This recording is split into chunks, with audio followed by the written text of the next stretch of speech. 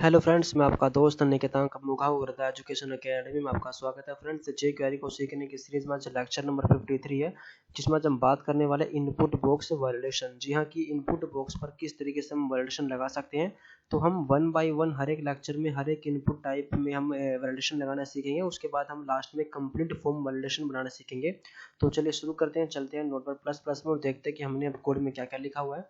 तो कोड में बेसिकली मैंने यहाँ पे एक फॉर्म बनाया हुआ है। फॉर्म में मैंने एक इनपुट टाइप लिया है टेक्स्ट, देन प्लेस होल्डर दिया है एंटर योर नेम, और मैंने इस इनपुट टाइप को मैंने दिया है आईडी यहाँ पर नेम। ठीक है, उसके बाद मैंने यहाँ पर एक br टैग लगाया है। नीचे यहाँ पर मैंने br टैग लगाया है। br टैग लगाने के बाद मैंने यहाँ पर एक फ़ॉन्ट लिया है जिसको मैंने आईडी दिया है नेम एरर, जिसका मैं यूज़ करूँगा एरर को डिफाइन करने के लिए। उसके बाद फिर मैंने एक br टैग लगाया है। फिर मैंने यहाँ पर एक इनपुट टाइप यहाँ पे लिया है सबमिट बटन, और फॉर्म को क्लोज कर दिया। उसके बाद jQuery की फाइल को लिंक किया और देन स्क्रिप्ट आपको ओपन किया, क्लोज किया। तो सिंपल सा कोड है, और मैं आपको इसका आउटपुट दिखा देता हूँ। कुछ इस तरीके से इसका आउटपुट रहेगा। ठीक है, तो हम करने क्या वाले हैं कि हम इसमें इस इनपुट बॉक्स में यूज़र से उसका नाम लेंगे, और इस कंडीशन की हम चाहते हैं कि यूज़र क्या क्या हम वैलिडेट कराएंगे। पहला कि वो एम्प्टी ना छोड़े, दूसरा मिनिमम कैरेक्टर उसके अंदर 3 हो, मैक्सिमम कैरेक्टर उसके अंदर 20 हो। मिनिमम कैरेक्टर 3 इसलिए क्योंकि दो कैरेक्टर का कोई नाम नहीं होता। सबसे छोटा नाम 3 कैरेक्टर का होता है, जो होता है कि राम होता है। सबसे छोटा नाम होता है छोटे कैरेक्टर का नाम राम। इससे छोटा 2 कैरेक्टर का कोई नाम होता ही नहीं, तो इसलिए हमने 3 लिखा हुआ है। और मैक्सिमम 20 कैरेक्टर तक इनपुट कर सके, और कोई उसको वो नंबर इनपुट ना करे, ना कोई स्पेशल सिंबल यूज़ करे वो। ठीक है, ना कोई स्पेशल सिंबल यूज़ करे। तो ये पूरी की पूरी वैलिडेशन हम कराएंगे। ठीक है, जे क्वेरी से। तो बेसिकली मुझे पहले यहाँ पर जे बेसिक सा सिंटैक्स लिखना होगा जे क्वेरी का। तो dollar dot document dot ready ready, और यहाँ पे मैं लिखूंगा फंक्शन, और फंक्शन को करूँगा मैं यहाँ पे सेमीकोलन लगा के क्लोज, इस तरीके से। ठीक है, तो ये jQuery का मेरा बेसिक सा सिंटैक्स बन चुका है। मैंने सिर्फ यहाँ पे jQuery की फाइल लिंक की है, और यहाँ पे jQuery का सिंपल सा यहाँ पे सिंटैक्स लिखा हुआ है, और एक फॉर्म क्रिएट किया हुआ है। फॉर्म में मैंने एक्शन में डबल एम इसलिए दिया ताकि यूज़र कोई सबमिट करे, तो वो मैंने ये कोई फाइल तो है नहीं, मैंने इसलिए इसको दे दिया ताकि इस तरह से पेज आएगा तो हम समझ जाएंगे हाँ यूज़र वो फॉर्म सबमिट हो चुका है।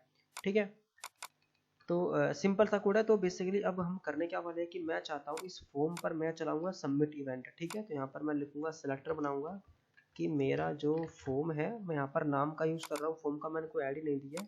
उस पर जब कोई सबमिट इवेंट चलाना चाहता हूँ, मतलब कि जब इस फॉर्म पर कोई इस बटन पे क्लिक करेगा तो मेरा सबमिट इवेंट चल जाएगा, जिसमें कि मेरा एक फंक्शन चलेगा इस तरीके से, और फंक्शन के अंदर मैं सारा वैलिडेशन का कोड लिखूंगा। ठीक है, अब मैं रिफ्रेश करता हूँ। ठीक है, अब देखें, एक चीज़ मैं आपको बता दूं कि ये जो सबमिट इवेंट होता है, ये सबमिट इवेंट फॉर्म को जब तक सबमिट नहीं करने देगा जब तक आप इस फंक्शन को, इसका जो फंक्शन है, इसको रिटर्न कराओगे फॉल्स। और जब तक अगर इसको रिटर्न हो गया ट्रू, तो बेसिकली इसकी बाय डिफ़ॉल्ट जो वैल्यू होती है वो ट्रू होती है। और अगर आप फंक्शन में रिटर्न करा रहे फॉल्स, तो ये फॉर्म तब तक सबमिट नहीं हो सकता। ठीक है, अगर देखिए वहाँ पे रिफ्रेश करता हूँ, मैं सबमिट करता हूँ, देखिए फॉर्म सबमिट हो गया, क्योंकि बाय डिफ़ॉल्ट इसकी वैल्यू ट्रू होती है। तो हमें इसको जब तक फॉर्म को सबमिट नहीं होने देना, जब तक हमारी कंडीशन प्रॉपर सारी फिक्स नहीं हो जाती है। ठीक है, और इसलिए हम इसको फंक्शन के अंदर रिटर्न कराएंगे ट्रू। तो आई होप ये बात आपको समझ में आ चुकी होगी। तो अब मैं पता कैसे लगाऊंगा कि जो इनपुट टाइप के अंदर यूज़र ने कुछ इनपुट दिया भी है नहीं भी दिया है। तो इसकी मुझे वैल्यू गेट करनी है, और वैल्यू गेट करूँगा इसकी मैं आईडी के थ्रू। तो यहाँ पर मैं एक वेरिएबल बनाऊंगा वेर नाम से x इक्वल सेलेक्टर बनाता हूँ कि जिसकी आईडी है नेम, उसकी वैल्यू मेरे वेरिएबल के अंदर आ जाए इस तरीके से। ठीक है, अब इस वेरिएबल में आई हुई वैल्यू को मैं कंपेयर कराऊंगा इस कंडीशन के अंदर कि x अगर equal equal double quotation mark null है तो क्या हो जाए। तो अब मैं उसको एरर शो कराऊंगा। ठीक है, बट एरर में हमने जो फॉन्ट लिया है इसमें तो कुछ हमने डेटा हमने सेट ही नहीं किया है, तो हम डेटा सेट करेंगे with the help of text method. तो मैं यहाँ पे करता हूँ डॉलर की आईडी जिसकी है नेम एरर। ठीक है, उसमें सेट कर दो टेक्स्ट, मेरा क्या टेक्स्ट कर दो set, please fill this field. ठीक है, और सेमीकोलन लगाया, सेव किया मैंने, क्या रिफ्रेश। अगर मैं यहाँ पे सबमिट करता हूँ, फॉर्म मेरा सबमिट हो चुका है, और मेरा एरर भी आया था, बट क्यों सबमिट हुआ, क्योंकि मैंने यहाँ पे रिटर्न नहीं करवाया फॉल्स। तो यहाँ रिटर्न कराऊंगा मैं फॉल्स इस तरीके से।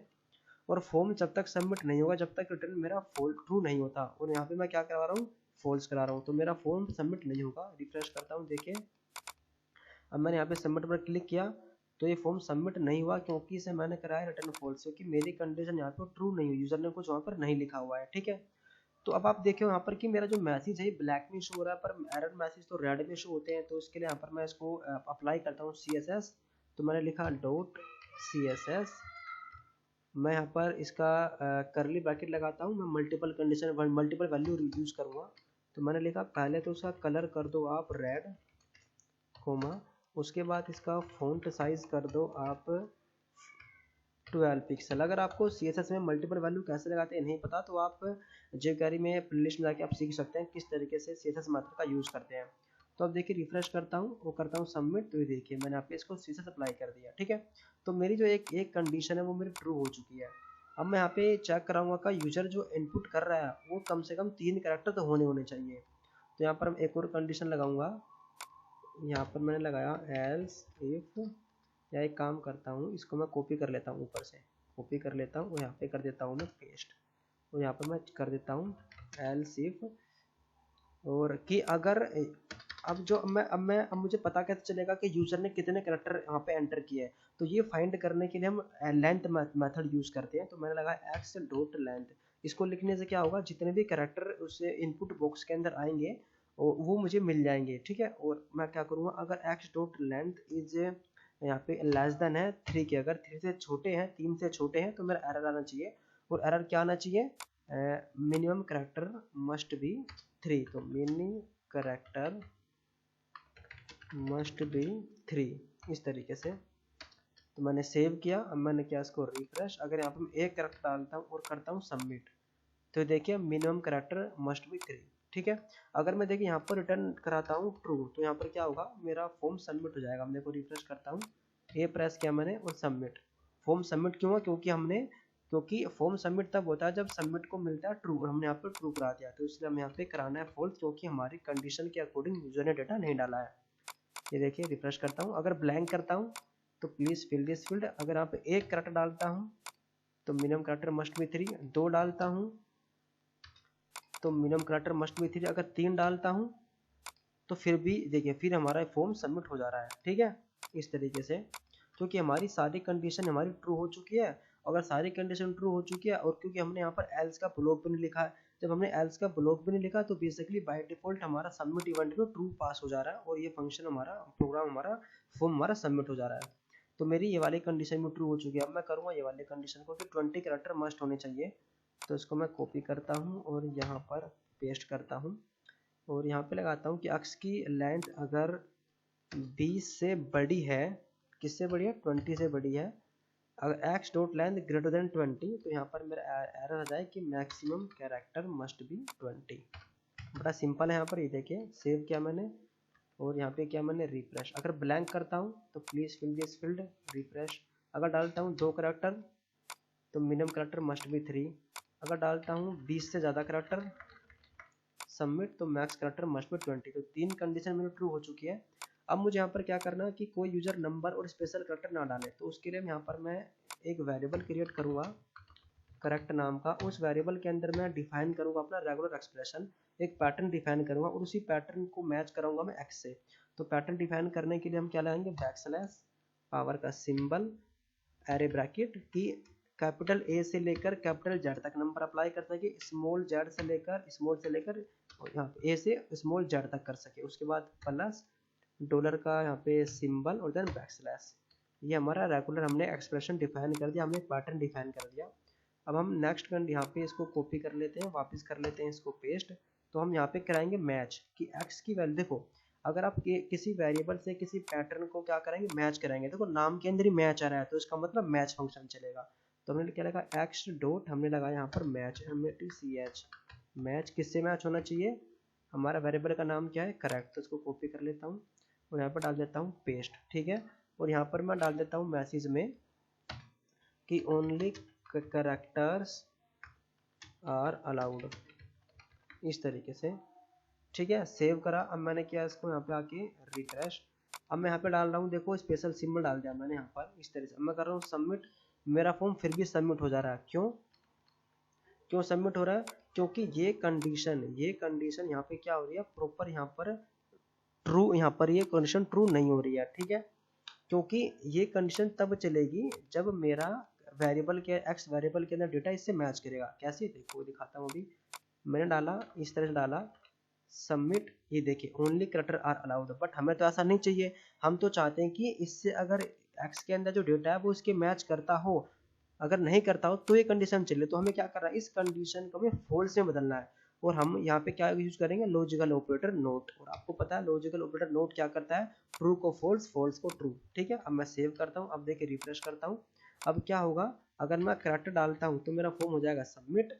अगर मैं डालता हूँ यहाँ पर नंबर तो मेरा फॉर्म यहाँ पे नहीं होगा सबमिट। ये देखिए, चाहे मैं नंबर डालता हूँ अगर कैरेक्टर के साथ में अगर स्पेशल सिंबल भी डाल देता हूँ तभी मेरा फॉर्म सबमिट यहाँ पर नहीं होगा, ठीक है। देखो मैं कैरेक्टर लेंथ कम करता हूँ और करता हूँ सबमिट, देखिए ओनली कैरेक्टर आर अलाउड। तो आपने देखा हमने किया क्या, हमने यहाँ पर पहले तो एक यहाँ पर एक रेगुलर एक्सप्रेशन के थ्रू पैटर्न डिफाइन किया कि मेरे पैटर्न के अकॉर्डिंग चलोगे तो ही आपको सक्सेस मिलेगी। मतलब कि टाइम पर सोना, टाइम पर खाना, टाइम पर प्रैक्टिस करना, ठीक है। इसे ऐसे ही हमने यहाँ पर एक पैटर्न डिफाइन कर दिया कि अगर मेरा जो एक्स के अंदर डेटा है अगर वो इससे मिलता है, ठीक है, तो कंडीशन ट्रू है। और हम क्या कर रहे हैं, हम चाहते हैं कि अगर एक्स की वैल्यू मैच के बराबर है तो मेरी कंडीशन फॉल्स करना चाहता हूँ मैं इसको। अगर मैं ट्रू करूंगा तो मैं तो चाहता ही हूँ कि इस पैटर्न के अकॉर्डिंग डेटा है। अगर इस पैटर्न के अकॉर्डिंग डेटा आ रहा है तो मैं ये वाला मैसेज क्यों दिखाऊंगा, मैं ये कंडीशन तो मैं चलवाऊंगा ही नहीं। इसलिए मैंने इस कंडीशन को ट्रू को फॉल्स में कर दिया, ठीक है। यहाँ पर वैसे हम इस लैन का भी यूज करके हम इस चीज को हम कर सकते थे, ठीक है, लेकिन हम पैटर्न हमें ईजी पड़ रहा है और हमें ज्यादा लंबा कोड भी नहीं लिखना पड़ रहा है। तो हमने इसलिए इस कंडीशन को अगर फॉल्स करा दूं, ये ब्लॉक तब चलेगा जब ये कंडीशन फॉल्स होगी। तो हमने नोट का सिंबल लगा दिया और नोट क्या करेगा, ट्रू को फॉल्स कर देता है, फॉल्स को ट्रू कर देता है। तो कितना बेनिफिट मिला हमें इस छोटे से लॉजिकल ऑपरेटर से, ठीक है, इस तरीके से। अब देखो, अब हम लास्ट में क्या कराते हैं, लास्ट में हम करा देते हैं एल्स के अंदर ट्रू रिटर्न। वैसे बाय डिफॉल्ट में ट्रू चला ही जाएगा लेकिन फिर भी हम ट्रू रिटर्न यहाँ पे करा देते हैं, ठीक है, कि अगर ये सारे कंडीशन ट्रू हो, अगर कोई भी कंडीशन ट्रू नहीं हो रही है तो क्या करेगा, लास्ट में वो एल्स के पास आएगा और एल्स से मिलेगा रिटर्न ट्रू और हमारा जो फॉर्म है वो सबमिट हो जाएगा। अब रिफ्रेश करते हैं, अब हर एक कंडीशन चेक करेंगे। देखो अगर मैंने ब्लैंक रखा हुआ, मैं करता हूँ सबमिट तो क्या आया, please fill this field, form नहीं हुआ सबमिट। अगर मैं यहाँ पे करता हूँ 2 करैक्टर डालता हूँ और करता हूँ सबमिट तो क्या रहा, मिनिमम करैक्टर 3 होने चाहिए। रिफ्रेश, अगर डालता हूँ यहाँ पर 20 से ज्यादा करैक्टर, ये देखिए सबमिट तो क्या आएगा, maximum character must be 20। Refresh, अगर मैं डालता हूँ यहाँ पे नंबर, क्या आ गया यहाँ पर, ओनली करैक्टर आर अलाउड। अगर डालता हूँ यहाँ पर कोई स्पेशल सिंबल इस तरीके से, यहाँ पर क्या आ रहा है, ओनली करैक्टर आर अलाउड। अगर डालता हूँ यहाँ पर नंबर, नाम और स्पेशल सिंबल तो यहाँ पर क्या आ रहा है, ओनली कैरेक्टर आर अलाउड। अगर यहाँ पर मैं प्रॉपर अच्छा डेटा डालता हूँ जैसे कि द एजुकेशन अकेडमी इस तरीके से और कर रहा हूँ मैं सबमिट, एक सेकंड, ये देख अब यहाँ पे आपने एक चीज समझी कि अगर मैं किसी भी स्ट्रिंग के बीच में स्पेस दे रहा हूँ तब भी मेरा डेटा ये सबमिट नहीं होगा, क्योंकि हमने डिफाइन यहाँ पे क्या किया है इस तरीके से। तो हम यहाँ पे स्पेस दे देंगे, एक सेकेंड, यहाँ पे हम क्या दे देंगे, स्पेस दे देंगे इस तरीके से। सेव करता हूँ और करता हूँ रिफ्रेश। अब देखिए मैंने लिखा द एजुकेशन अकेडमी और करता हूँ submit. Maximum character must be 20, यहाँ पे देखिए 20 कैरेक्टर ज़्यादा हो रहे हैं तो यहाँ पर मैं लिख देता हूँ, सिर्फ अपना नाम लिख देता हूँ निकेतांग मोगा और करता हूँ सबमिट। तो देखिए मेरा फॉर्म सबमिट हो गया है, ठीक है। अगर मैं यहाँ पर स्पेस नहीं देता हूँ, ये देखिए मैंने स्पेस नहीं दिया और मैं करता हूँ रिफ्रेश और यहाँ पे नाम लिखता हूँ निकेतांग स्पेस देके MOGHA और मैंने किया सबमिट। तो देखिए क्या रहा, ओनली कैरेक्टर आर अलाउड, क्योंकि स्पेस भी हमारा एक स्पेशल सिंबल होता है, ये कैरेक्टर नहीं होता है, ये आपको पता होगी बात। तो इसलिए हमने यहाँ पे रेगुलर एक्सप्रेशन में स्पेस दे दिया ताकि यूजर प्रॉपर तरीके से स्पेस के साथ नाम को दे सके, जैसे कि निकेतांग स्पेस मोगा, ठीक है। देखिए फॉर्म मेरा सबमिट हो गया। तो आपको आई होप प्रॉपर तरीके से समझ में आ चुका। मैं एक तरीका और आपको बताता हूँ, देखो यहाँ पर ना हमारा लाइन ऑफ कोड ज़्यादा बड़ा हो रहा है क्योंकि हर एक कंडीशन में मैं CSS अप्लाई कर रहा हूँ, तो मैं इसको यहाँ से हटा देता हूँ। देखो मैं इस कंडीशन को यहाँ से हटा देता हूँ ताकि मेरा जो कोड है वो लंबा ना हो। मैं देखो इसका क्या रिजल्ट निकालता हूँ, अभी ये यहाँ से इसको हटा देता हूँ और यहाँ से भी मैं इसको हटा देता हूँ इस तरीके से, इस तरीके से। तो मैं क्या करूँगा, मैं इस आईडी को कॉल करूँगा स्टाइल टैग में और यहाँ पर मैं इसको स्टाइलिंग कर दूंगा, ठीक है, कि हैश नेम एरर, मतलब इसमें जो भी डेटा डालोगे उसका कलर हमेशा रहेगा रेड और फ़ॉन्ट का जो साइज़ है, फ़ॉन्ट का जो हमारा साइज़ रहेगा वो रहेगा हमेशा 12 पिक्सल। तो देखो प्रॉपर मेरा कोड फिर भी चलेगा, ये देखिए, ठीक है। तो ये मैंने कोड को छोटा कर दिया, मुझे बार बार हर किसी कंडीशन के अंदर लिखना पड़ रहा था। ये देखो यहाँ से बताना पड़ेगा मुझे, ये इस तरीके से, ये देखो सेव किया, हमने सब कुछ हटा दिया यहाँ से, ठीक है।